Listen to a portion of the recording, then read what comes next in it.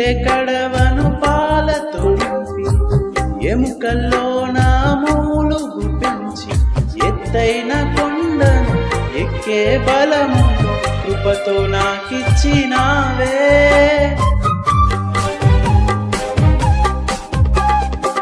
గుండె కడవను పాలతో నింపి ఎముకల్లో నా మూలుగు పెంచి ఎత్తైన కొండను ఎక్కే బలము కృపతో నాకిచ్చినావే.